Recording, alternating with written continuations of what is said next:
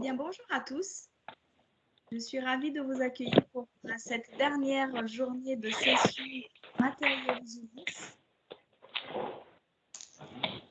Donc aujourd'hui, j'accueille le docteur Drancourt, qui est praticien hospitalier et pharmacien hospitalier au centre hospitalier de Valenciennes. Une présentation riche sur les bonnes pratiques en perfusion. Avant de démarrer cette session, quelques rappels de règles pratiques. Donc, hop, je désactive quelques micros. Voilà, donc merci de bien veiller à ce que vos micros ils soient coupés pendant la présentation. Vous savez que vous pouvez vous connecter via le téléphone pour ceux qui n'ont pas de son. Un temps, il vous sera réservé à la fin de chaque présentation pour poser vos questions. Donc, n'hésitez pas pendant la présentation, si vous avez des questions, à les inscrire sur le chat du Teams. On veillera à ce que les questions elles soient bien répondues à la fin. Et à la fin, si vous voulez interagir avec notre intervenante, n'hésitez pas à lever la main, je vous passerai la parole et on pourra en discuter de vive voix. Toutes les présentations, elles sont enregistrées. Donc, elles seront mises sur le nouveau site internet de Matériaux Réactovigilance Régionale. Donc, le site, il n'est pas encore fonctionnel, mais dès qu'il le sera, toutes ces présentations seront bien évidemment à votre disposition et je vous le préviendrai. Et puis, je vous enverrai également la semaine prochaine une attestation de présence pour ceux qui ont participé à ces journées. Donc, ne vous inquiétez pas, j'ai eu pas mal de mails me demandant des attestations. Je n'ai pas encore eu le temps, mais ça sera fait pour la semaine prochaine. Voilà, donc cette semaine, on a pu faire vraiment un tour de la matériaux-vigilance et des bonnes pratiques. Donc, on a démarré par le règlement. On a vu les bonnes pratiques de la gestion des alarmes. On a fait un bilan de la région des incidents. On a aussi hier pu voir les bonnes pratiques des contentions mécaniques. Et aujourd'hui, donc, on arrive à notre fin de parcours avec une belle présentation bien complète sur les bonnes pratiques de perfusion. Donc, n'hésitez surtout pas à bien prendre des notes. C'est une présentation qui est très riche. Donc, on pourra vraiment éclaircir plein de points, faire une révision de toute cette grosse partie de perfusion. Je vous rappelle juste pour finir qu'il y a les journées justement de pompes à perfusion. Donc, vraiment des journées qui vont être dédiées aux pompes à perfusion. Le docteur Drancourt sera aussi présente parmi nous. Donc, une journée riche avec toutes les vigilances qui vont participer. Donc, il y aura le MEDIT, il y aura l'ARS, il y aura la pharmacovigilance, il y aura le centre antipoison, il y aura le RSQR, la matériaux-vigilance, des utilisateurs. Et ce sera vraiment une journée vraiment de 14h à 18h le mardi 7 décembre, notez-le. N'hésitez pas à vous inscrire, ce sera aussi par visioconférence et on fera vraiment le tour de tous les risques qui concernent ces dispositifs médicaux. Donc, je vais passer la parole à Madame Drancourt pour cette présentation. Merci à tous et bonne séance. Bonjour à tous, je vais vous partager mon écran.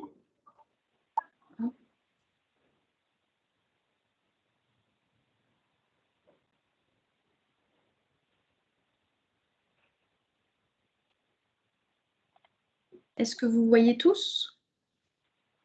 Oui. Oui, c'est bon. Donc, bonjour à tous, Perrine Drancourt, je suis pharmacien au centre hospitalier de Valenciennes. Je travaille dans le service des dispositifs médicaux stériles. Retourne le micro, c'est parce que ton son en bas, il n'est pas activé. Et je m'intéresse plus particulièrement donc, à la perfusion. Donc, la perfusion est un arsenal assez vaste. On a vraiment beaucoup de dispositifs médicaux qui sont compris dans cet arsenal, que ce soit les accès vasculaires ou tout ce qui est dispositifs qui permettent l'administration des médicaments. Donc, on va essayer de les balayer, alors pas en totalité, mais en partie assez importante. Donc, dans un premier temps, nous allons regarder un peu plus près les accès vasculaires. Donc, on a déjà les voies centrales et les voies périphériques. Donc, elles se distinguent par différents critères plutôt techniques, notamment par rapport à la physiologie des patients.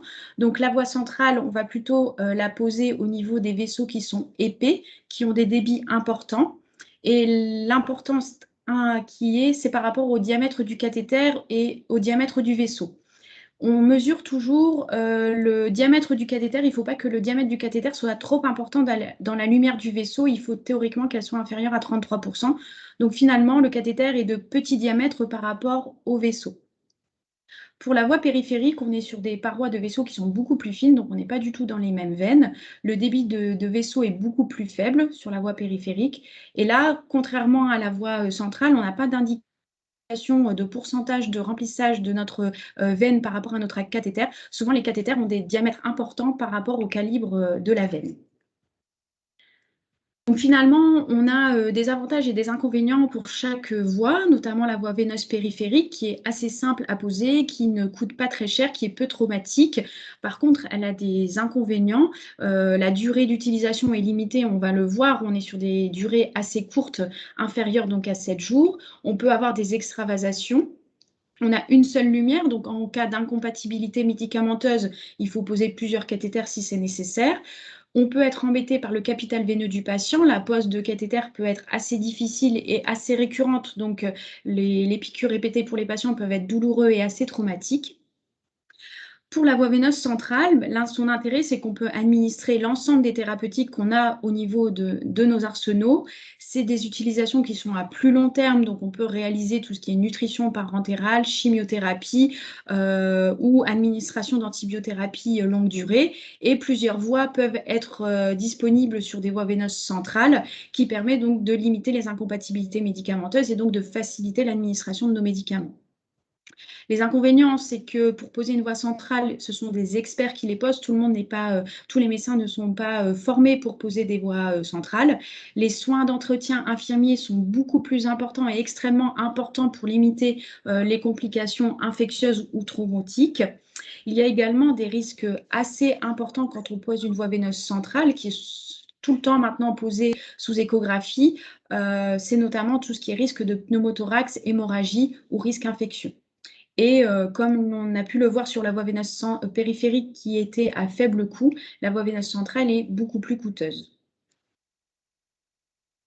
Je vous ai remis un petit diagramme qui émane de sociétés savantes sur comment on choisit notre type de cathéter. Donc, un des premiers critères, c'est la toxicité du médicament qu'on va devoir administrer.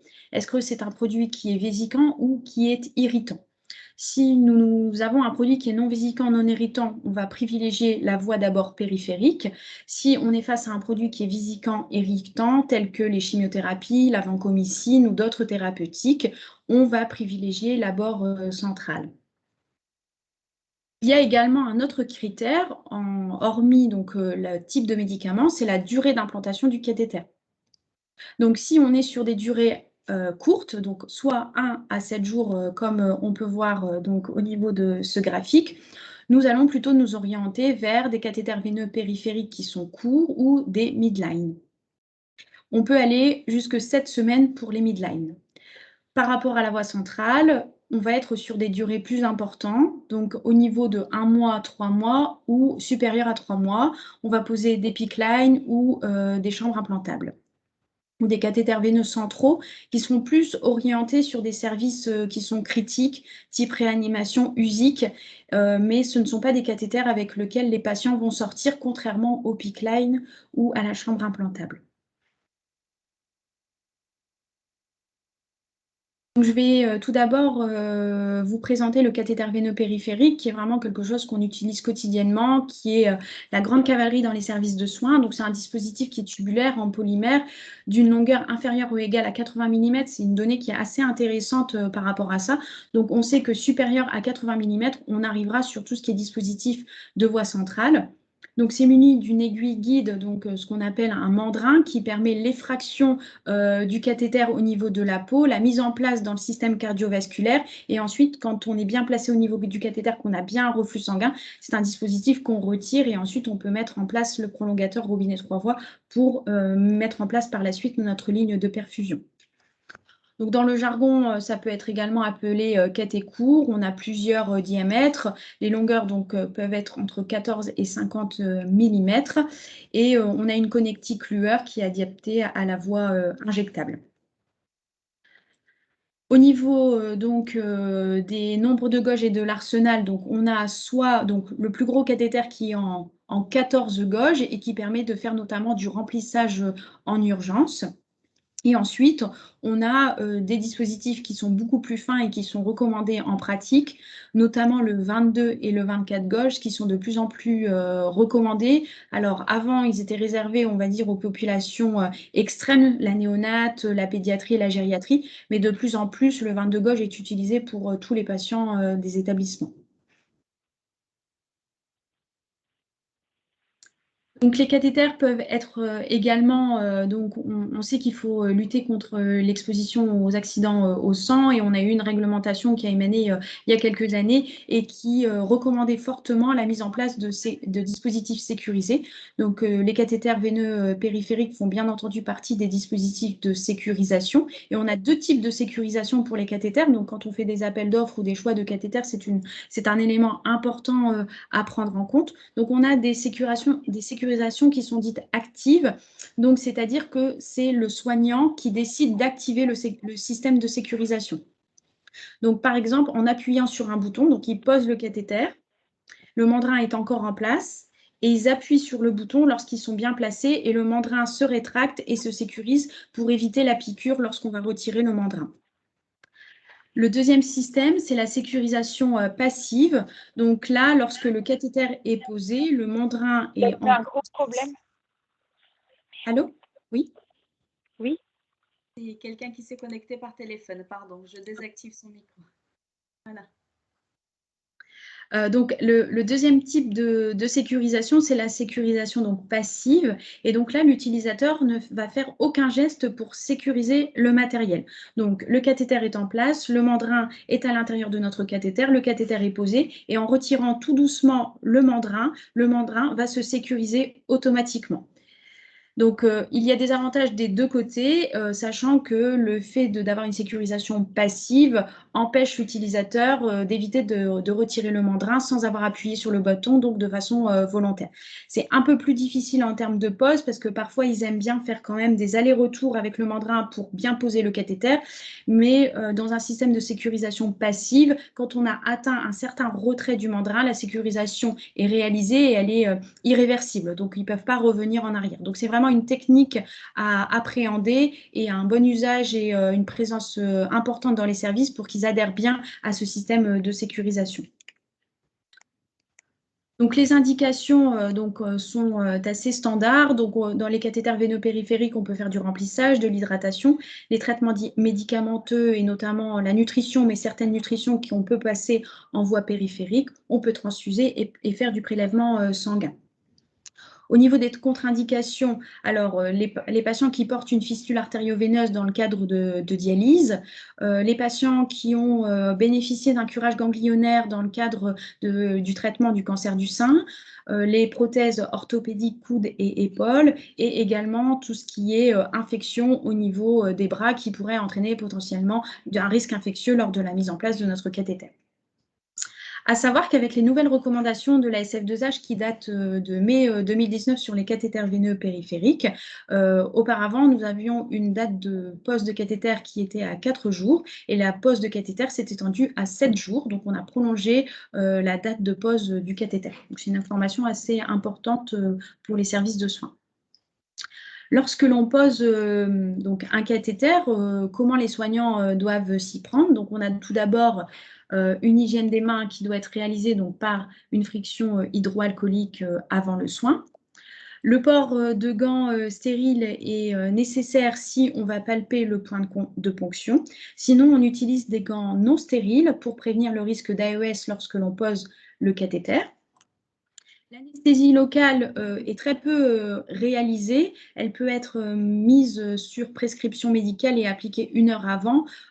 C'est sur des populations particulières telles que les enfants pour prévenir la peur par rapport à la mise en place de ce cathéter. Et pour la préparation de la zone cutanée, on a eu une évolution des recommandations dernièrement, donc en 2019, de la SF2H.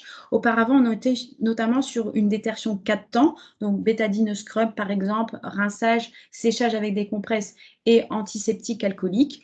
Et avec la revue de la littérature et aussi les pratiques infirmières qui ont été analysées, la SF2H a recommandé uniquement une désinfection avec un antiseptique alcoolique type bétadine alcoolique, où on peut également utiliser de la chlorhexidine alcoolique.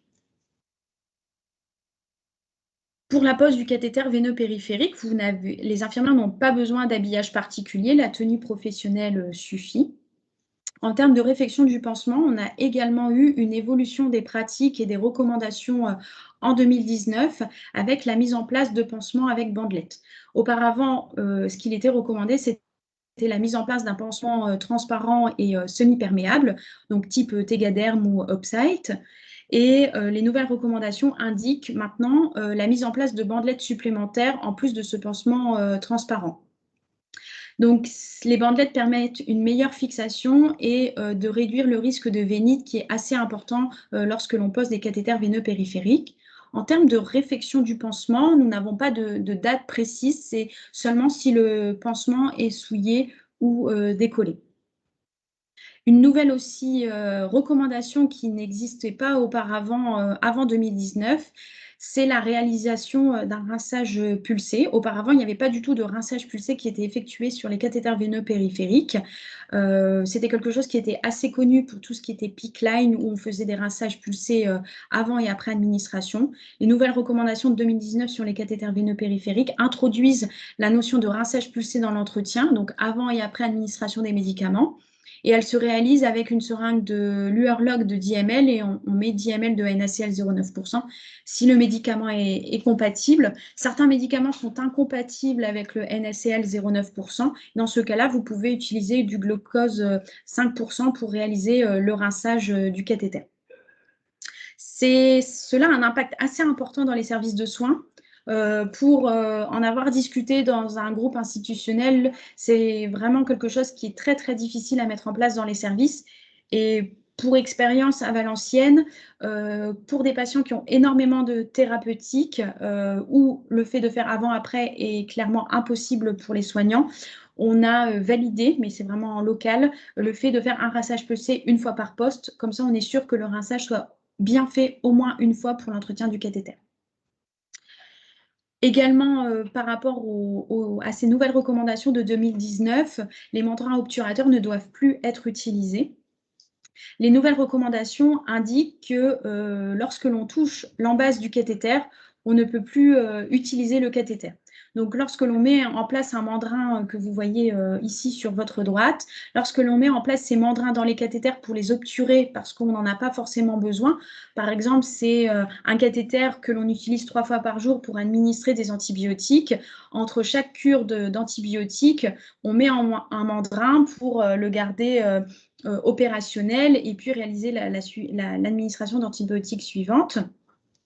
Mais le fait de mettre ce mandrin, on touche à l'embase du cathéter et le fait de toucher à l'embase du cathéter avec les nouvelles recommandations sont à haut risque d'infection. Ça a été prouvé dans la littérature. Le fait de manipuler de nombreuses fois l'embase du cathéter fait qu'on augmente de façon très importante le risque infectieux. Et donc, maintenant, dès que l'on touche l'embase du cathéter, les recommandations nous indiquent qu'on doit changer le cathéter. Donc forcément, les membranes obturateurs ne doivent plus être utilisés parce que lorsque l'on met en place un membrane obturateur, on touche à l'embase du cathéter. Et donc, fatalement, les membranes obturateurs n'ont plus vocation à exister et donc sont en cours d'arrêt de commercialisation par les différents fournisseurs de cathéters et de membranes obturateurs. Donc, lorsque l'on met en place donc, un cathéter, l'infirmier met en place son cathéter et donc il faut qu'il mette systématiquement en place un dispositif pour éviter de manipuler sur l'embase du cathéter. Et plusieurs possibilités s'ouvrent à nous, soit la mise en place d'un prolongateur court avec robinet 3 voies, par exemple un petit prolongateur 13,5 cm qui permet de manipuler donc, à distance sur le robinet, ou mettre en place un petit prolongateur avec valve bidirectionnelle qui permet également de manipuler à distance. Ce qu'il faut bien vérifier, vu que les recommandations indiquent que le cathéter peut rester en place 7 jours, c'est de choisir un prolongateur qui soit également valable par les fournisseurs 7 jours. Donc, est-ce que ça va? Parfait. Oui. Je ne vais pas trop vite, ça va? Moi, c'est parfait. N'hésitez pas les autres si vous avez... Merci. Donc, le deuxième cathéter périphérique qui est de plus en plus utilisé et sans doute qui sera de plus en plus utilisé dans les années à venir, c'est le midline, qui va favoriser un confort pour le patient et un retour à domicile un peu plus facile pour la gestion des soins à domicile. Et on sait qu'on a de plus en plus de patients qui sortent avec des soins de perfusion à domicile. Donc, c'est vraiment des choses qui vont se développer de façon importante dans les années à venir. Donc, le midline, c'est un cathéter veineux périphérique de longue durée. Donc, c'est-à-dire que le cathéter veineux périphérique, le cathé court, mis en place jusque 7 jours, et le midline pourra aller jusque 28 jours. Donc, à la différence du cathéter qu'on vient de voir, c'est un cathéter qui sera en polyuréthane. Donc, on est sur un matériau qui est beaucoup plus biocompatible et qui explique qu'on peut le laisser en place 28 jours. Sa longueur est plus importante, 20 cm, et c'est un cathéter qui est posé sous échographie, contrairement au cathéter court qui est posé à l'aveugle. Pour réaliser cette pose, ce sont des infirmiers qui peuvent le poser, mais qui doivent être habilités et formés à la pose sous échographie, donc avec un DU spécifique, ou des médecins également formés à cette pose. Donc ça veut dire que ce ne sont pas des cathéters qui vont être posés de façon systématique. Il faut vraiment du personnel formé et professionnel au niveau de ce type de cathéter. Les indications, c'est lorsque le cathéter veineux périphérique est un peu difficile à poser et donc où on a des capitaux veineux qui sont faibles, au lieu de reposer des cathéters tous les 7 jours, on peut poser un midline qui pourra rester 28 jours en place, donc pour tout ce qui est cathéter veineux périphérique faible. Pour hydrater, pour les produits qui sont non irritants, on reste sur de la voie périphérique, donc on ne peut pas administrer tous les médicaments. Et pour tout ce qui est produits sanguins. Donc là, vous avez deux types de midline qui existent sur le marché. Donc vous avez ce premier midline qui est sans prolongateur intégré. Donc vous avez directement l'embase qui est ici du cathéter. Donc vous avez la pose du cathéter ici dans la veine et vous avez cette partie ici qui est extériorisée. Donc on est directement, ça ressemble un peu à un cathéter où l'embase est à fleur de peau. Ce qui explique que pour ce midline qui est sans prolongateur intégré, la durée de pose est de 7 jours. Donc finalement, elle est similaire à un cathéter veineux périphérique. Vous avez ce second midline qui est avec prolongateur intégré. Donc cette partie-là est à l'intérieur de la veine et c'est à partir des ailettes que nous avons la partie qui est extériorisée. Donc, vous voyez que la longueur est beaucoup plus importante, la longueur extériorisée est beaucoup plus importante, ce qui indique que nous avons un prolongateur intégré. Et le fait d'avoir un prolongateur intégré fait qu'on s'éloigne du point de ponction du cathéter. Et donc, on prend le même principe que le cathéter court, on s'éloigne grâce à la mise en place d'un prolongateur robinet 3 voies. Et le fait d'avoir ce prolongateur qui est mis en place et qui permet de s'éloigner, de manipuler à distance, permet d'avoir une durée de pause de 28 jours. Donc, on se rend assez bien compte que finalement, dans le choix des dispositifs médicaux que le pharmacien peut faire, il ne va sans doute pas privilégier un midline à 7 jours parce que les cathéters veineux périphériques classiques peuvent réaliser ce type de pause. Mais par contre, s'orienter sur un référencement de midline avec prolongateur intégré permet d'avoir un dispositif en plus dans l'arsenal thérapeutique des patients et d'avoir des cathéters qui sont valables 28 jours et qui peuvent être intéressants dans certaines prises en charge. Donc, les midlines sans prolongateur intégré, bon, finalement, c'est assez simple. Elles suivent les recommandations du cathéter veineux périphérique que l'on a vu, donc absence d'habillage, la réfection du pansement avec des bandelettes. Voilà, c'est vraiment le rinçage pulsé. C'est vraiment exactement la même chose que l'on vient de voir. Concernant le midline avec prolongateur intégré, donc avec une durée de pose de 28 jours, on va avoir des recommandations qui seront un peu plus élevées et qui vont suivre les recommandations du PICC-line, donc une voie centrale, avec un habillage du soignant qui sera nécessaire, avec une réfection de pansement qui aura lieu tous les 7 jours, avec du rinçage pulsé. Quelles sont les bonnes pratiques d'entretien du midline? Comme je vous l'ai dit, au niveau du cathéter veineux périphérique, il faut réaliser un rinçage pulsé, donc notamment avant et après chaque thérapeutique, de la même manière que l'on l'a vu pour le cathéter veineux périphérique, une seringue Lueur Log qui Il y a quelqu'un, excusez-moi, il y a quelqu'un qui a son micro qui n'est pas coupé, j'arrive pas à voir qui. Est-ce que c'est les mêmes pansements? Alors, ici, si je désactive ça, échec de déconnexion. Ah, je suis désolée. Monsieur Bellois. Alors, est-ce qu'il m'entend? Ah, ça y est, il m'a entendu. Merci. Désolée. Donc, pour le rinçage pulsé du midline, vous allez utiliser également des seringues Lueur Log de 10 ml. Les seringues Lueur Log sont privilégiées aux seringues Lueur classiques par le fait qu'elles soient verrouillées. Donc, on sécurise la mise en place de la seringue et on réalise un rinçage pulsé. Donc, c'est-à-dire qu'on réalise 3 pressions sur la seringue, donc en 3 temps, comme on peut le voir sur la photo. Une première pression, une seconde pression, une troisième pression. Et le fait de faire ces pressions permet d'entraîner donc une pression plus importante dans le cathéter et de favoriser la disparition du biofilm et donc l'entretien du cathéter.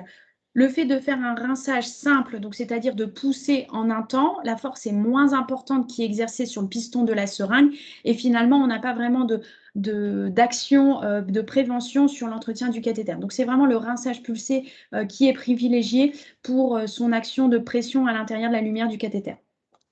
Donc, pour faire ce type de geste, il faut bien entendu faire une friction des mains, utiliser des compresses stériles avec un antiseptique alcoolique pour ouvrir, par exemple, le bouchon et le robinet. Donc, c'est toujours les mêmes précautions. On a toujours utilisé des antiseptiques alcooliques dès qu'on manipule les lignes de perfusion. Et ensuite, on branche notre seringue 10 ml avec les 10 ml de salive. Concernant le pansement, donc comme je vous l'ai dit, le pansement sera fait une fois par semaine.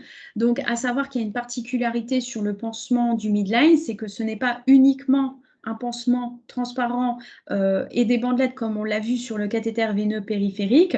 On a en plus ce qu'on appelle un système de fixation que vous pouvez voir ici, donc qui est collé sur la peau du patient et qui prend en compte les ailettes du cathéter que l'on a pu voir précédemment. Je vais vous les remettre. Là, on avait les ailettes du midline. Et donc, ce pansement spécifique permet d'intégrer ces ailettes et de bien les fixer pour éviter tout ce qui est arrachage du cathéter par geste qui serait malencontreux de la part du patient ou des soignants. Et au-dessus de ce système de fixation, on impose un film transparent qui permet de protéger toute la zone et notamment le point de ponction. Ce qui est très important, la zone à risque, le point de ponction doit être recouvert par le film transparent. Passons du cathéter midline, et c'est un de ses avantages, c'est qu'il peut être réalisé à domicile par un infirmier. On n'a pas besoin que les patients reviennent à l'hôpital pour retirer un midline, contrairement au PICC-line. Donc ça, c'est l'un de ses avantages intéressants. Donc, nous allons passer maintenant aux cathéters centraux. Donc, les cathéters centraux permettent d'administrer tout ce qui est produit vésicant ou irritant et également les longues durées d'administration de médicaments. Donc, on a plusieurs types de cathéters veineux centraux. Les cathéters veineux centraux qui sont principalement utilisés dans nos services de réanimation ou de soins critiques. Et les patients ne peuvent pas rentrer au domicile avec ce type de cathéter. Donc, ici, vous avez un exemple de poste. Donc, ici, nous avons le cathéter veineux central. Nous avons le PICC-line, donc cathéter central par insertion périphérique, donc inséré dans le bras et qui rejoint également l'oreillette droite du cœur. À savoir qu'une voie centrale se définit par cette localisation. Toute voie centrale, quelle qu'elle soit, son point final d'arrivée est au niveau de la jonction atrio-cave, donc c'est-à-dire juste à l'entrée de l'oreillette droite, juste avant l'oreillette droite, et c'est ça qui définit qu'un cathéter est une voie centrale. Nous avons les cathéters centraux qui sont tunnelisés. Donc, une partie du cathéter est sous la peau et le fait d'être sous la peau, ça permet d'éloigner le point de ponction. Et comme on l'a vu tout à l'heure, ça permet de limiter le risque infectieux. Et aussi tout ce qui est chambre implantable, posée notamment pour les patients d'oncologie. Donc, je vais m'attarder particulièrement sur le PICC-Line, donc qui est un cathéter central par insertion périphérique. Comme on l'a vu pour le midline, on va plutôt avoir des matériaux type polyuréthane ou silicone, des matériaux qui sont biocompatibles et qui permettent d'avoir des durées de pose plus longues. Donc, maximum, le PICC-Line sur le marquage CE, c'est 3 mois de pose maximale.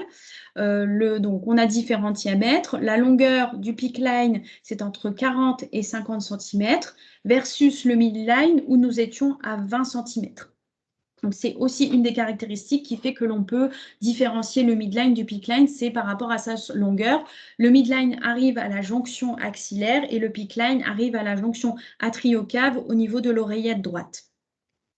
Le nombre de voies, donc on a plusieurs voies sur un PICC-Line. Donc là, on arrive dans les voies centrales et on arrive à disposition de plusieurs voies, contrairement aux voies périphériques où à chaque fois, nous n'avons qu'une voie disponible. En fonction du type de PICC-Line qui est référencé dans vos établissements, la technique de pose sera différente. On a certains pics, comme le pic ici de chez Téléflex, où la longueur ne peut pas être adaptée en le coupant. Donc, on a différentes références de différentes longueurs pour s'adapter à la morphologie des patients. Et le pic du laboratoire Bard, où lui, c'est un pic qui peut être coupé avant d'être posé pour s'adapter à la morphologie du patient. Les pics sont généralement compatibles à la haute pression, donc on peut réaliser des examens de scanner par exemple avec. Et les pics peuvent être soit munis de valves bidirectionnelles intégrées, comme on peut le voir ici, avec ces petites protubérances qui sont sur notre cathéter et qui sont des valves bidirectionnelles, ou munis de clans, comme on peut le voir sur le cathéter de chez Téléflex, avec ces petits clans ici bleus. Et pour ces cathéters, pour ces PICC-Line, il est possible donc de les munir de valves bidirectionnelles supplémentaires et ces valves seront à changer tous les 7 jours. Contrairement aux deux cathéters que nous avons vus précédemment, le PICC-Line, vu qu'il peut être resté en place jusque 3 mois, est un dispositif médical implantable et nécessite donc une traçabilité rigoureuse et la remise d'une carte d'implant auprès du patient. Donc, les PICC-Line sont posés par les soit les médecins anesthésistes ou les radiologues. Ils peuvent être posés dans les blocs opératoires ou dans les salles de réveil. Mais les infirmiers n'ont pas le droit de poser ce type de cathéter, sauf délégation et dossier fait auprès de l'ARS. L'équipe de Lyon a réalisé ça, donc a formé des infirmiers à la technique de pose du PICC-Line, et il y a une demande de délégation qui a été réalisée à l'ARS, mais actuellement, à ma connaissance, il y a qu'un centre qui a réalisé ceci, et donc les PICC-Line doivent être posés par des médecins. Les indications, donc, c'est pour tout ce qui est traitement IV supérieur donc, à 7 jours, notamment tout ce qui est antibiothérapie longue durée ou vénotoxique, telles que la vancomycine, les chimiothérapies, la nutrition parentérale avec des osmolarités élevées, également pour tout ce qui est soins palliatifs, prise en charge palliative en oncologie, et quand on a un capital veineux superficiel qui est assez difficile et pour lequel une voie d'abord est essentielle. Donc, je vous ai mis également, pour information, les recommandations de l'ASF2H qui sont sur le PICC-Line, qui datent de décembre 2013 et qui vont régir un peu tout ce que je vais vous dire par la suite sur les bonnes pratiques d'entretien du PICC-Line. Donc, vu que c'est une voie centrale, que le cathéter donc, est dans une zone à haut risque infectieuse, des précautions plus importantes vont être prises par rapport à la voie périphérique, et cela commence par l'appuyage des soignants. Donc, le soignant doit porter systématiquement pour tout geste qu'il réalise au niveau du PIC un masque et une coiffe. Le patient doit également, lui, porter un masque pour tout geste réalisé sur le cathéter. Et s'il ne supporte pas le masque, il peut tourner la tête de l'autre côté du PIC lorsque les soins sont réalisés sur son cathéter. Au niveau de l'hôpital, la tenue professionnelle suffit, en plus donc, du masque et de la charlotte. En revanche, au domicile, si le patient sort avec des soins sur le PICC-Line au domicile et des injections de médicaments sur son PICC-Line, une blouse à usage unique est également recommandée en plus pour éviter le risque d'infection. Si le PICC line donc, est dit perfusé, c'est-à-dire qu'il a au moins une administration de médicaments sur les 4 jours, les recommandations de l'ASF2H indiquent qu'un PICC est perfusé s'il y a au moins une perfusion sur 4 jours. On met en place systématiquement un prolongateur robinet 3 voies sur le cathéter. Donc c'est ce que vous pouvez voir ici. Donc là, vous avez un cathéter PICC line, la valve qui est en dessous, sur lequel on a branché un prolongateur robinet 3 voies et pour lequel on a sécurisé la connexion entre le PICC line et le prolongateur robinet 3 voies par un pansement portefeuille. Ce pansement portefeuille contient donc une compresse stérile sur lequel on y a posé un petit film transparent au-dessus et un petit film transparent en dessous pour bien sécuriser cette connexion qui est donc à risque. Donc, ce prolongateur peut être changé toutes les 96 heures ou tous les 7 jours. Donc, ceci dépend du matériel que vous avez référencé. Donc là, il est important de savoir à quelle fréquence vous devez changer le prolongateur. Et donc, ça, c'est disponible au niveau de la fiche technique. Donc, on a différents types de matériel. Et on a des exceptions pour la nutrition parentérale, la transfusion ou le prélèvement sanguin. Si nous avons un prolongateur robinet 3 voies qui n'est pas lipidorésistant, c'est un prolongateur qui devra être changé systématiquement après une transfusion, une nutrition parentérale ou un prélèvement sanguin. Donc, après une nutrition parentérale, c'est au bout de 24 heures. En revanche, si vous avez dans votre arsenal un prolongateur robinet 3 voies qui est, lui, lipidorésistant, il ne sera pas nécessaire de le changer après une nutrition parentérale, après une transfusion ou après un prélèvement sanguin. Il pourra être changé au bout de 7 jours selon les recommandations du fournisseur. Le PICC est non perfusé, donc ça veut dire que nous n'avons pas de perfusion pendant au moins 3 jours. Donc, par exemple, ce sont les patients d'oncologie pour lesquels on leur pose des PICC line pour des cures de chimiothérapie et pour lesquels ils ont des cures, par exemple, toutes les 3 semaines ou toutes les 4 semaines dans des hôpitaux de jour. Et ben, ce sont des PICC que l'on dit non perfusés, mais pour lesquels un entretien doit quand même être réalisé une fois par semaine. Donc, dans le cas d'un PICC non perfusé, le prolongateur n'est pas nécessaire d'être mis en place parce qu'on n'a pas besoin d'un accès régulier pour faire des perfusions. Et donc, on réalise un pansement portefeuille sur la valve du cathéter, donc comme on l'a vu, avec une compresse et un film transparent au-dessus et un film transparent en dessous pour sécuriser la mise en place de ce cathéter. Et pour un PICC non perfusé, vous réaliserez le pansement donc, une fois par semaine et un rinçage pulsé une fois par semaine. Donc, pour l'entretien du PICC line quand il est perfusé, quand vraiment, par exemple, c'est un PICC sur lequel vous faites au moins 3 administrations par jour, par exemple, vous allez rincer, donc vous allez réaliser un rinçage pulsé avant et après, comme on a pu le voir sur les autres cathéters. C'est vraiment quelque chose qui est très important, l'entretien du cathéter par rinçage pulsé, qui permet d'entretenir le cathéter, d'éviter la formation du biofilm, d'éviter donc tout ce qui est obstruction et d'éviter tout ce qui est risque d'infection.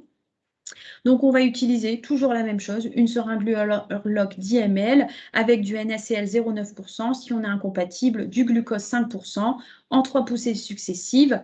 Et à savoir, donc ça c'est la petite exception, si on administre de la nutrition parentérale, des produits sanguins, des produits de contraste ou du mannitol, il faut faire un double rinçage pulsé, donc 2 fois 10 ml, parce que ce sont des produits qui sont beaucoup plus visqueux et qui nécessitent un rinçage plus important.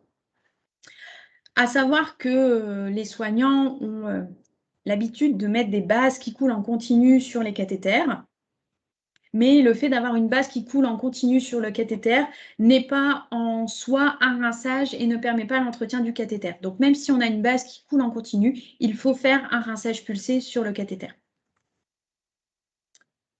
Donc ici, vous avez une photo d'un pansement du point de ponction. Donc, comme je vous l'expliquais sur le midline avec prolongateur intégré, la pose est identique pour un PICC line. Donc, c'est-à-dire que vous avez ici un système de fixation qui permet d'accrocher les ailettes de votre cathéter et de bien le fixer à la peau.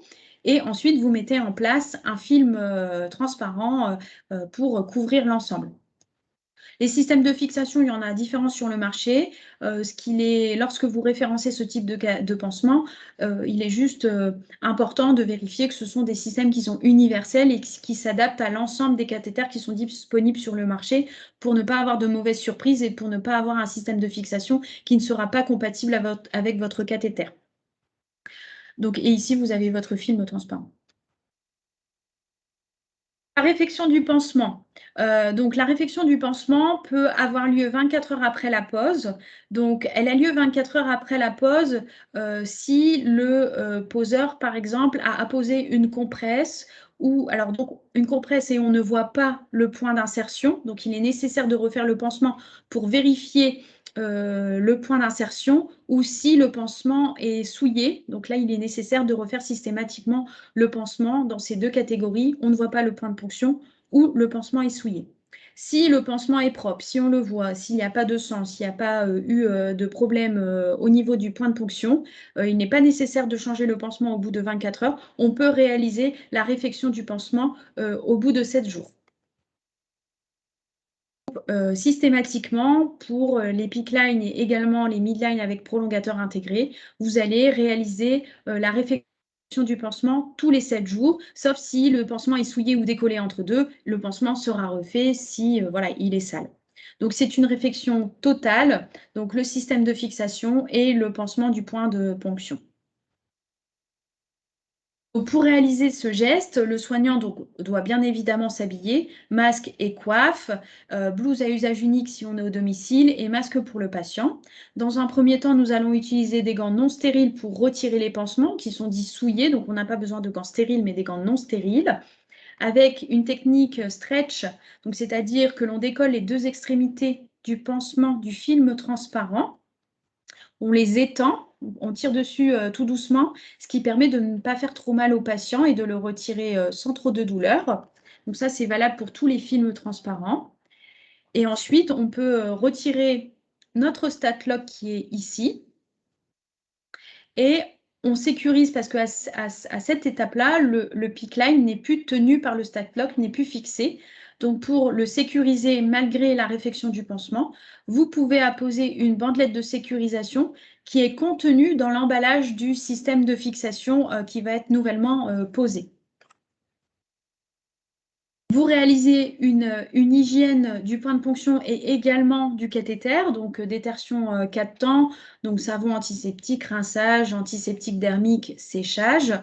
Et ensuite, on remet en place un nouveau système de fixation et un nouveau film de transparent. Et en faisant cette action, on doit porter des gants stériles parce qu'on est face à des dispositifs médicaux qui sont stériles. Et donc là, on a vraiment une zone propre pour laquelle on ne doit pas avoir de geste de souillure. Donc ici, vous voyez la remise en place du Statlock. Donc vous voyez que on n'a pas décollé la partie inférieure du pansement, on a laissé l'emballage, on met en place les ailettes dans le système de fixation, on referme ces ailettes et pour ne pas faire mal au patient, on met un doigt au-dessus et un doigt en dessous, on fait un système de pince pour fixer. Et ensuite, quand notre peak line est bien fixé dans notre pansement, on peut décoller le pansement et le fixer sur le bras du patient. Concernant l'ablation du pic, donc elle doit être, elle, réalisée à l'hôpital parce que dans les textes, il est noté qu'elle doit être réalisée sur surveillance médicale pendant 2 heures. Donc, c'est un geste qui peut être fait par des infirmiers, mais en revanche, la surveillance médicale doit être rapprochée. Donc, c'est-à-dire que s'il arrive quelque chose, un médecin doit intervenir rapidement, ce qui explique que le retrait à domicile est compliqué parce qu'on n'a pas un médecin généraliste à disposition qui va attendre pendant 2 heures au domicile des patients. Donc, c'est un geste qui doit être réalisé à l'hôpital. Donc, je vous ai un petit peu balayé certains dispositifs d'accès vasculaire pour avoir quelques notions sur ce que vous pouvez avoir dans les services de soins. Et on va s'intéresser maintenant un peu sur les dispositifs de perfusion. Donc, notamment les valves bidirectionnelles, qui sont des systèmes clos, des systèmes qui permettent l'obturation continue des extrémités proximales de l'abord parentéral.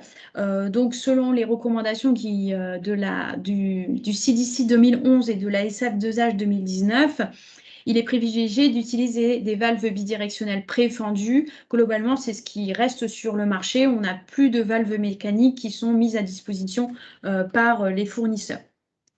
Choisir une valve bidirectionnelle, c'est assez complexe car on pense que ce n'est pas forcément difficile à choisir et que c'est un petit dispositif voilà, standard, mais pas du tout. Il y a vraiment beaucoup de caractéristiques pour lesquelles il faut faire attention lorsqu'on choisit une valve bidirectionnelle, lorsque l'on l'intègre dans nos services.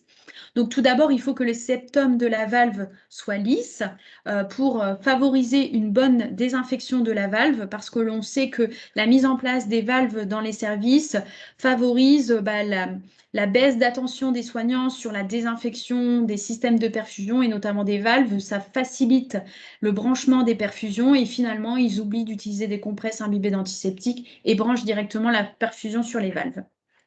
Donc la première chose qui est importante, c'est d'avoir des septums lisses, d'éviter d'avoir des gouttières où on va avoir potentiellement des stagnations de produits et des zones à haut risque de contamination. Il faut que la coque soit donc transparente pour vérifier le rinçage. Il faut vérifier le mécanisme de fonctionnement, donc que le trajet soit direct, une taille adaptée, un flush positif ou neutre, une bonne connexion de la valve. Nous, on a eu cette mauvaise expérience, c'est que la valve que nous avions choisi n'était pas compatible avec les seringues que l'on avait, parce que les seringues avaient des résidus de silicone. Et finalement, quand on branchait la valve et quand on branchait une seringue, la seringue glissait et impossible de faire tenir les seringues sur nos valves. Donc ça, c'est des choses voilà, qu'on voit sur le terrain, mais voilà, on peut faire des essais quand on fait nos choix. Vérifier les volumes morts pour qu'ils ne soient pas trop importants, notamment pour la population pédiatrique, et vérifier les débits maximales. Donc là, vous avez les flushs. Donc un flush positif, c'est-à-dire que quand on déconnecte un dispositif de perfusion à notre valve, le liquide, donc le médicament qui est contenu dans la valve et le cathéter va être expulsé dans le compartiment sanguin. Donc on n'a pas de souci et ce qui est privilégié, c'est vraiment le flush positif.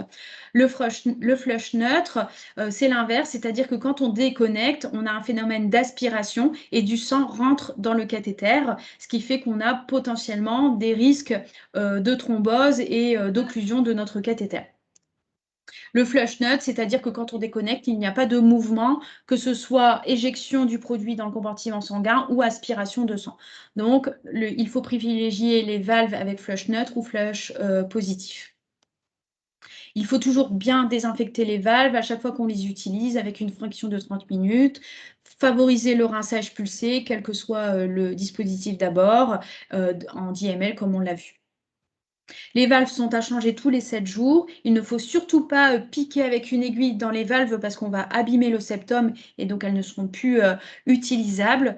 La valve donc n'est pas un bouchon obturateur. Il ne faut surtout pas rajouter de bouchon sur la valve parce que le fait de rajouter un bouchon sur la valve va ouvrir la valve et va être abîmée et sans doute ne sera plus fonctionnelle assez rapidement. Et les valves ne doivent pas être placées sur les lignes où on va mesurer des pressions sanguines. Donc ça, c'est plutôt sur de la réanimation. Donc au niveau de tout ce qui est débit, comment on vérifie les débits? On va juste balayer rapidement tout ce qui est dispositif de régulation de débit.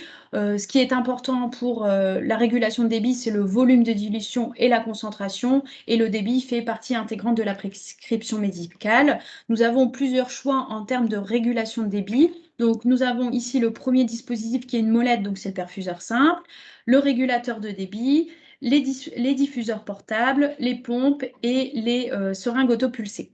Donc, à savoir que là, nous sommes sur les dispositifs les moins précis en termes de régulation de débit et la pompe et la seringue autopulsée sont les dispositifs les plus précis en termes de régulation de débit. Pour tout ce qui est perfusion par gravité, donc on a deux dispositifs qui sont à notre disposition, les perfuseurs simples et les régulateurs de débit, et qui sont donc régis par la loi de la gravité. Donc le perfuseur simple, c'est quelque chose qui est extrêmement utilisé, donc qui comprend un perforateur. Donc il faut faire un mouvement de rotation pour le mettre dans la poche. Il y a un cas particulier qui sont les écoflaques, et là pour lequel il ne faut pas faire de mouvement de rotation, il faut faire un mouvement bref pour percuter l'écoflaque. Donc ça c'est juste la petite subtilité à savoir. Le perforateur, on fait des mouvements de rotation pour les mettre dans des boîtes souples, et un mouvement en un temps pour tout ce qui est écoflaque. La prise d'air que l'on peut voir sur nos perfuseurs doit être généralement tout le temps fermée. L'exception, ce sont les flacons de verre pour lesquels les soignants doivent ouvrir la prise d'air pour administrer les médicaments qui sont en flacon vert. Donc ça, c'est très important, sinon on va avoir des difficultés d'administration. La chambre compte-gouttes, donc c'est elle qui va permettre de calibrer l'administration et de réguler le débit des médicaments. Donc elle permet d'amorcer, de contrôler le débit et c'est aussi quelque chose qui permet de piéger les bulles d'air.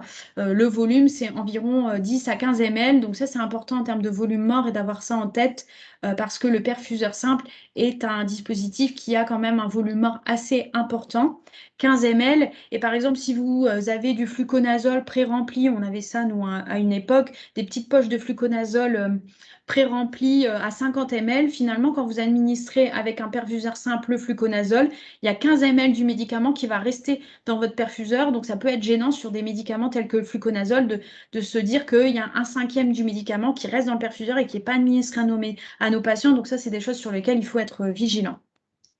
Donc, la molette de régulation de débit, la longueur de tubulure qui fait qu'on a un volume mort important, comme on vient de le dire.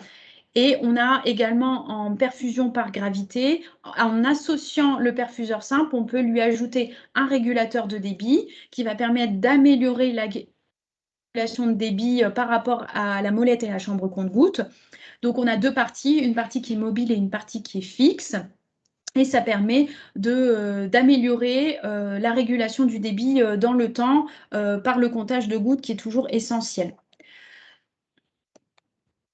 Savoir que les soignants ont tendance, les régulateurs de débit sont gradués, comme vous pouvez le voir ici, et donc ont tendance à se mettre sur 30 ml minutes, par exemple, en se disant, c'est bon, ma perfusion, elle est réglée, j'ai mis à 30. Mais sauf que les régulateurs de débit sont calibrés dans des certaines conditions de température, de viscosité, et il est bien noté dans les notices qu'il est toujours nécessaire de compter les gouttes, même si on utilise un régulateur de débit.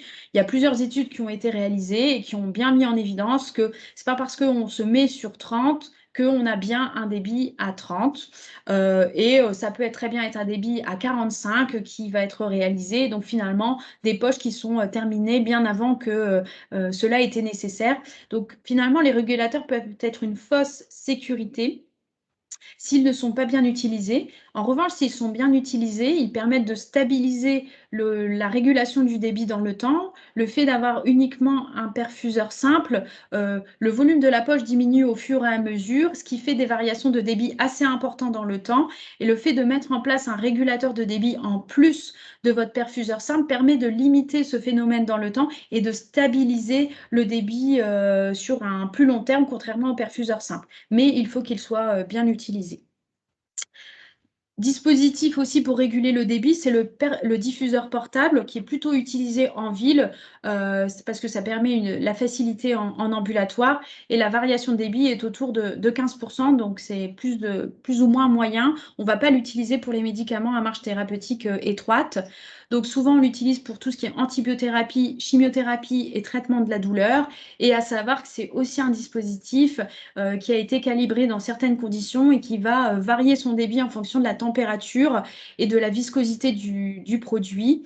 Et ce qui est important de savoir, c'est qu'il faut bien regarder les fiches techniques parce que certains diffuseurs portables ont été calibrés au contact de la peau. Donc, il est nécessaire qu'une partie du diffuseur soit mis au contact de la peau à 37 degrés pour que on soit sûr qu'il soit bien régulé en termes de débit et ne pas avoir le régulateur de débit en dehors qui sera sur une température plus faible et donc finalement on aura des perturbations du débit du diffuseur. Comment choisir le bon diffuseur? On a des arsenaux qui sont extrêmement larges, des gammes très très importantes avec beaucoup de références. Et donc, il y a des petites choses à vérifier pour choisir le bon diffuseur. On ne peut pas mettre le même diffuseur pour tous les médicaments parce qu'on a des durées d'administration différentes, des compatibilités différentes. Donc, il faut vraiment checker ces points-là avant. Donc, il faut vérifier que notre diffuseur est compatible avec le médicament qu'on veut administrer par l'intermédiaire de ces diffuseurs. Il faut choisir le volume adapté en fonction de la dilution. Et il faut également vérifier la durée d'administration adaptée en fonction du diffuseur. Un diffuseur, c'est un débit, donc 40 ml minutes, et avec un volume maximal. Donc vraiment, c'est des choses à vérifier, que notre diffuseur va permettre d'avoir le volume de notre médicament et va permettre une administration avec le débit que l'on souhaite. Finir, donc tout ce qui est système actif, que vous connaissez largement et qui sont très présents dans nos établissements, qu'on utilise principalement pour les médicaments à marge thérapeutique étroite, pour avoir une durée d'administration maîtrisée. Donc on a tout d'abord la pompe à perfusion qui va être utilisée pour tout ce qui est volume supérieur à 50 ml avec des poches à perfusion. On aura donc des tubulures captives de nos pompes. On ne peut pas utiliser n'importe quelle tubulure, il faut utiliser la tubulure qui est associée à la pompe. Et l'avantage de ce système, c'est qu'on a des programmations de débit, on peut programmer des bolus et on a des alarmes, contrairement au dispositif que je vous ai présenté précédemment, les alarmes d'occlusion, les alarmes de batterie et les alarmes en cas d'air dans la tubulure. C'est des systèmes qui peuvent être également ambulatoires, donc il existe des petites pompes portatives lorsque l'on fait sortir nos patients à domicile. De la même manière, dans la même catégorie, le pouce-seringue, donc lui, il va être utilisé pour les volumes inférieurs à 50 ml.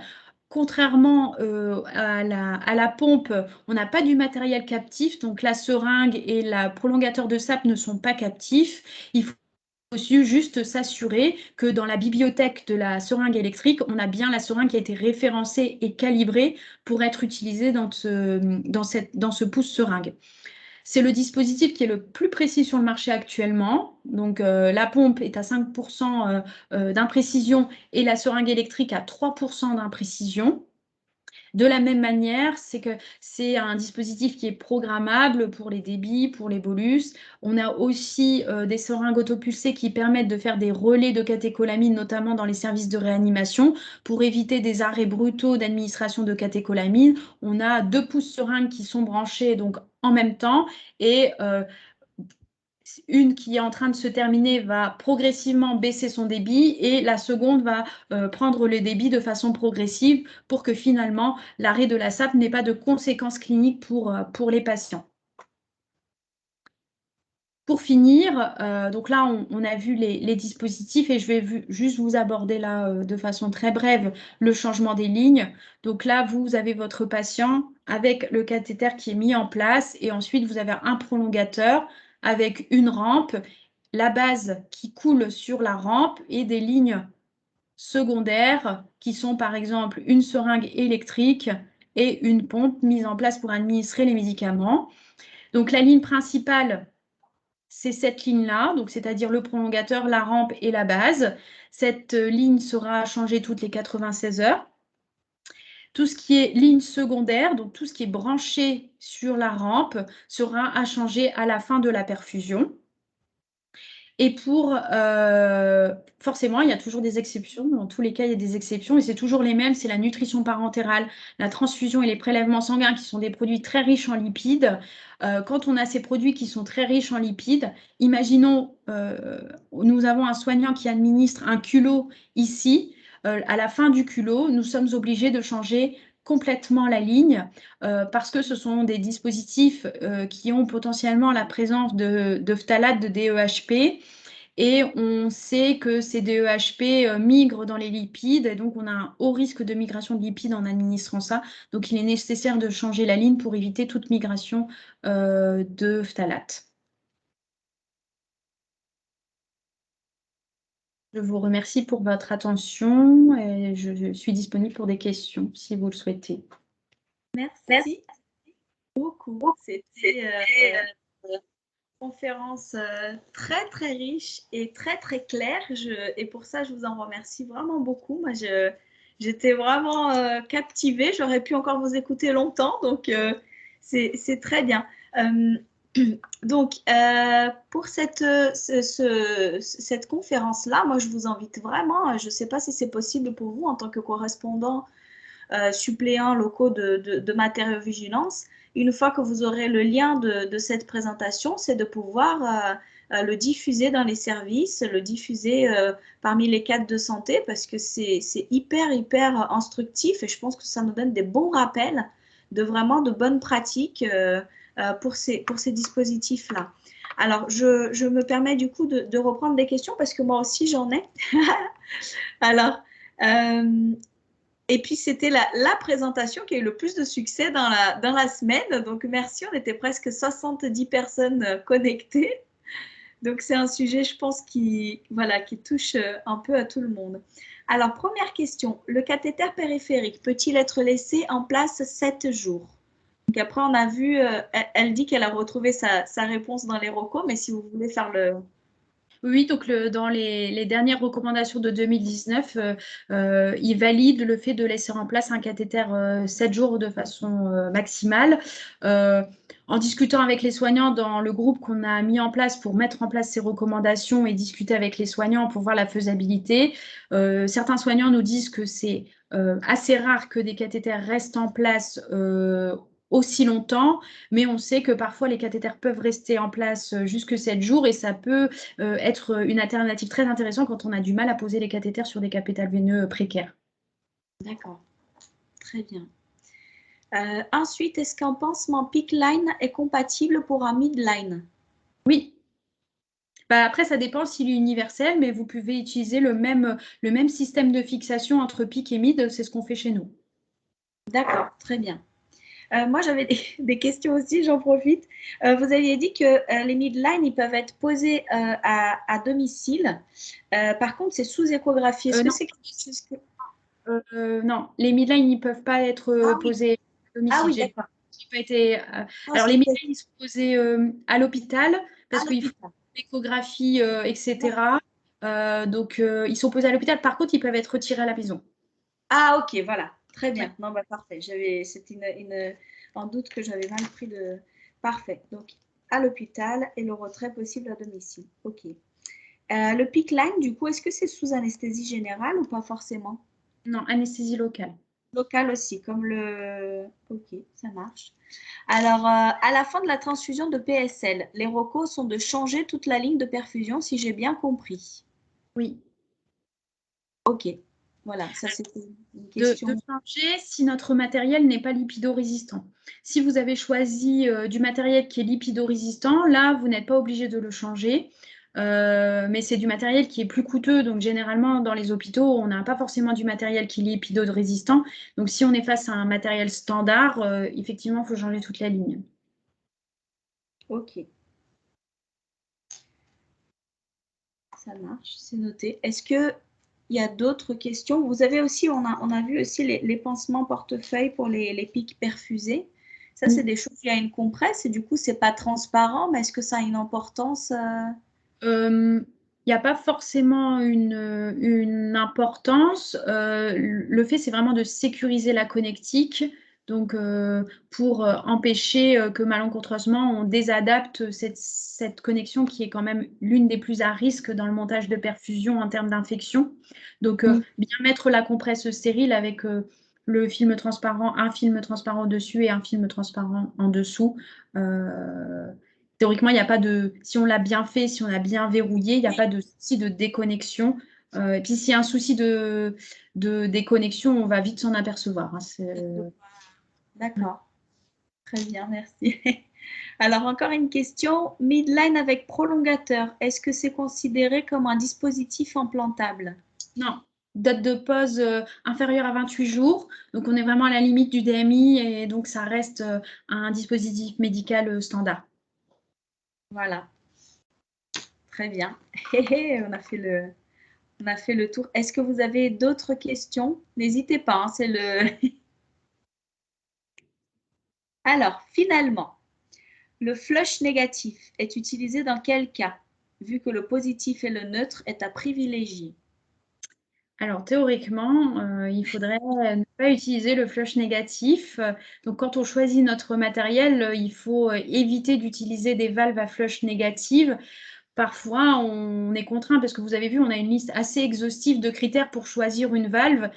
Et nous, quand on a intégré les valves dans l'établissement, on a été très embêtés par ce problème de connectique entre notre valve qui ne s'adaptait pas aux seringues et qui glissait, notamment en anesthésie, parce qu'ils font beaucoup d'injections à la seringue en anesthésie.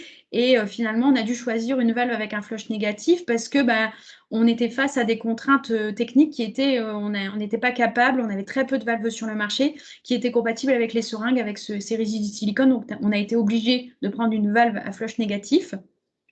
Donc après, on a des techniques pour éviter qu'il y ait ce retour de sang, c'est de clamper quand on fait le rinçage pulsé, mais c'est quand même des techniques complexes et on n'est pas sûr que ce soit vraiment bien fait dans les services de soins. Et après, on a changé le marché des seringues, donc on s'est retrouvé avec des seringues qui étaient mieux, et donc on a pu reprendre une valve avec un flush positif et être plus pertinent en termes de bon usage, mais parfois on est un peu coincé par différents critères. Voilà. Après, on prend la balance bénéfice-risque. Et puis, on essaie de faire au mieux. Mais excusez-moi, je suis utilisée. Cynthia Choquet, Médite de France. Sur la partie flush négative, justement, est-ce qu'il y a un intérêt ou pas en chimio de ce fait? Ou est-ce que le risque de thrombose est plus important que le risque de Ponta? Non, parce que pour tout ce qui est chimiothérapie, ce qu'on recommande notamment sur les chambres implantables, c'est de faire des pressions positives dans les chambres implantables quand on fait des rinçages. Quand on fait, la chimiothérapie passe et ensuite, quand on sait qu'on a terminé notre cure de chimiothérapie, il faut qu'on fasse ce qu'on appelle un verrou de Salé. Et ce verrou de Salé, il doit être fait en pression positive pour vraiment que dans l'ensemble de la chambre et du cathéter, ce soit vraiment que du salé qui soit présent et qu'on n'ait pas eu de retour veineux à l'intérieur de notre cathéter qui pourrait par la suite thromboser. Ok, merci beaucoup. C'est rien.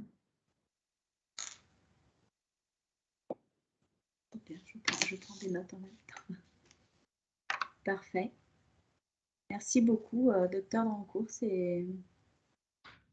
Je laisse encore quelques instants. Si d'autres personnes veulent interagir, n'hésitez pas. Des questions. Super. Donc là, on avait vraiment beaucoup de monde connecté de différents horizons. Donc, on a vu le Médite, il y a des prestataires de santé, il y a des centres hospitaliers. Donc, c'est super. Alors, juste pour finaliser, et comme à chaque fois, je vais vous demander, s'il vous plaît, de participer à mon enquête de satisfaction. Comme ça, je pourrai derrière sortir votre satisfaction globale sur les présentations, la pertinence des sujets, pour toujours dans un souci d'amélioration pour les années suivantes. Donc, je voulais partager un message, le lien, si vous pouvez aller dessus. C'est toujours les mêmes questions. Il y a 5 questions, il y en a pour 5 secondes. Ça me permet aussi de voir tous ceux qui étaient présents. Donc, je vous partage aussi le lien. Donc, voilà, on arrive à la fin de cette semaine de présentation en matériaux-vigilance. J'espère que ça vous a plu. En tout cas, moi, je tenais vraiment à vous remercier parce qu'on a vraiment un réseau dans les Hauts-de-France qui est fort, qui est impliqué, qui est intéressé. Donc, du coup, ça nous motive, nous aussi, à vous apporter toujours des belles choses et des nouvelles choses. Donc, je vous en remercie vraiment beaucoup. Merci encore, Dr Drancourt, pour votre présentation qui sera, j'espère, réutilisée dans vos établissements. Et puis, je vous donne rendez-vous l'année prochaine pour des nouvelles aventures. Ce sera sous un autre format. J'ai plein d'idées en tête. Donc, je reviendrai vers vous. Donc, merci à tous pour votre participation, votre implication encore. Et pour ceux qui le souhaitent, cet après-midi, il y aura un gros bilan sur la réactovigilance. Donc, pour clôturer la semaine. Voilà. Merci à tous. Je vous souhaite une très bonne journée et à bientôt. Merci. Bonne journée. Merci à vous encore. Au revoir. Merci. Hop, j'arrête.